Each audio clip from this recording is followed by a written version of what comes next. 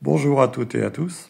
Alors cela fait un bout de temps que je n'ai pas eu l'occasion de vous faire de la vidéo parce que j'ai été très pris par les affaires de ma résidence depuis l'été jusqu'à aujourd'hui, d'une part.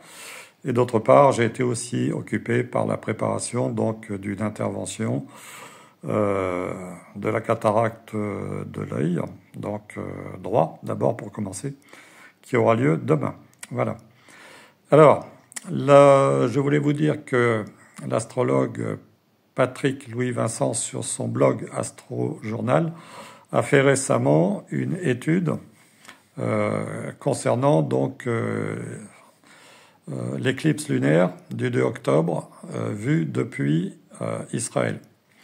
Cela m'a incité hier soir à faire un tirage de cartes concernant donc à la fois Israël et l'Iran. Donc j'ai fait 2 tirages de cartes avec celle de l'ami Béline que j'ai depuis quelque temps déjà, en utilisant la méthode donc de la croix qu'il préconise. Et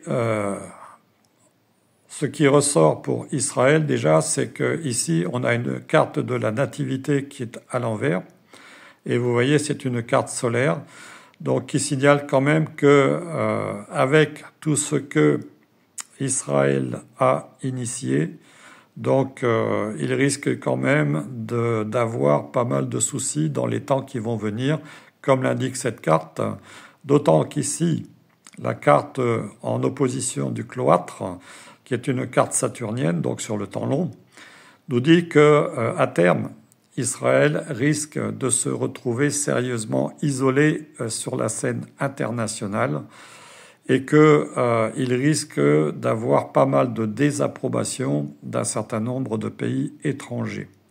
Cela ressort d'ailleurs ici la situation perturbée aussi au niveau gouvernemental d'Israël par cette carte de la maladie qui nous indique, vous voyez c'est une carte lunaire aussi avec tout ce qui est d'ordre émotionnel, qui nous indique aussi qu'à l'intérieur de son propre pays, le dirigeant actuel donc est désapprouvé par une bonne partie de la population. Et cette carte de la maladie nous indique qu'il semble avoir, d'une certaine façon, perdu le contrôle. De plus, toutes ces actions donc offensives vis-à-vis d'un certain nombre de pays donc du Proche-Orient, à commencer donc par l'Iran et aussi le Liban, vous voyez, ça génère quand même aussi pas mal d'agressivité, vous voyez, en réaction, hein, pas mal d'agressivité. Et ici, vous voyez, sur cette carte, donc il y a un mot qui est dit donc concernant cela, ce que cela génère, c'est-à-dire le mépris. Autrement dit, Israël risque quand même de plus en plus d'être désapprouvé sur la scène internationale, et cela risque à terme aussi de lui compliquer la vie au niveau justement mondial. D'autant que ici, en résultat, nous avons la carte vol-perte qui semble indiquer que si Israël continue aussi ses actions offensives, notamment sur l'Iran, eh bien, il risque quand même d'avoir de sérieuses répliques qui puissent lui faire perdre pas mal de choses sur le plan économique, ce qui nous est indiqué ici par la carte centrale de synthèse, hein, qui parle justement de choses qui sont d'ordre matériel. Et je pense notamment au fait que l'Iran a menacé de s'attaquer à ses ressources énergétiques. Or, comme ces ressources énergétiques d'Israël sont relativement limitées puisque c'est un petit pays, il risque quand même d'avoir de sérieux problèmes, d'autant que le soleil, vous voyez, qui est retourné, donc fait bien aussi référence à l'énergie. Voilà. Alors, je ne pense pas que l'Iran utilise ce qui est d'ordre nucléaire, mais l'Iran a quand même démontré récemment qu'il avait quand même des capacités offensives contre Israël qui devraient faire réfléchir justement la gouvernance de ce pays avant de se lancer dans de nouvelles attaques contre l'Iran. Voilà, c'est ce que je pense. Alors, Ici, cette carte vol-perte, vous voyez, nous indique aussi au niveau de la Vierge que la situation telle que nous la connaissons, eh bien, il va falloir peut-être encore un certain nombre de mois avant qu'elle commence à se décanter pour les conflits qui sont actuellement en cours dans ce secteur. Voilà. Donc, vous voyez, puisque la balance, donc, ça nous amène à peu près vers... pardon, pas la balance, la Vierge. C'était le signe de la Vierge. La Vierge nous amène à peu près donc vers l'automne de l'année prochaine, vous voyez, vers septembre. Voilà. Alors, en ce qui concerne l'Iran, donc ici.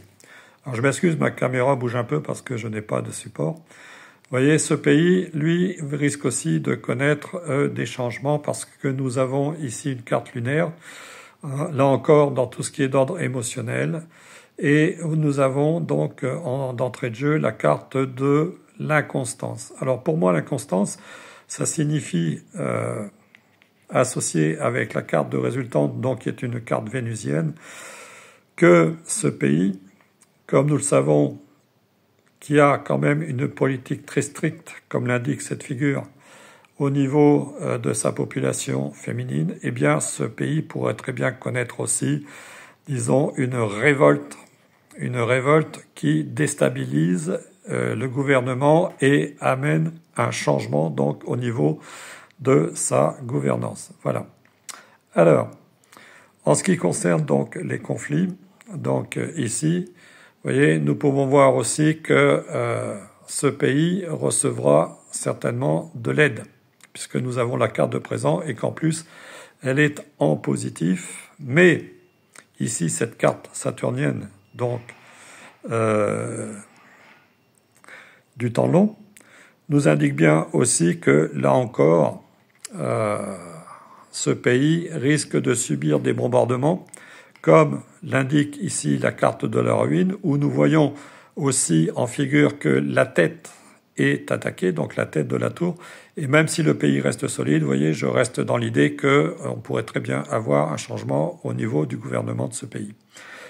Mais on peut penser à terme qu'il se peut qu'il y ait des négociations, puisque nous sommes ici dans la carte de la balance et que on trouve entre Israël et l'Iran donc des négociations de paix d'ici la période de l'année prochaine qui va correspondre à la période aussi septembre-octobre. Voilà, c'est ce que je voulais vous dire.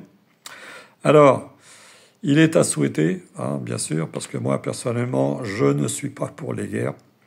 Il est à souhaiter que des compromis puissent véritablement apaiser les tensions dans cette zone du Moyen-Orient, de façon à ce que véritablement la situation se stabilise. C'est ce qu'on peut véritablement souhaiter. Et en ce qui me concerne, donc, je vous dirai aussi une petite chose. Il faut savoir que les deux formules comme Shalom Aleichem en hébreu et Salam Aleikum en arabe, eh bien, toutes les deux, ces formules qui ont des graphies pratiquement similaires pour ces langues sémitiques, eh bien, ces deux formules signifient tout simplement paix. Voilà. C'est ce que je voulais vous dire. Je vous embrasse toutes et tous et je vous dis à bientôt.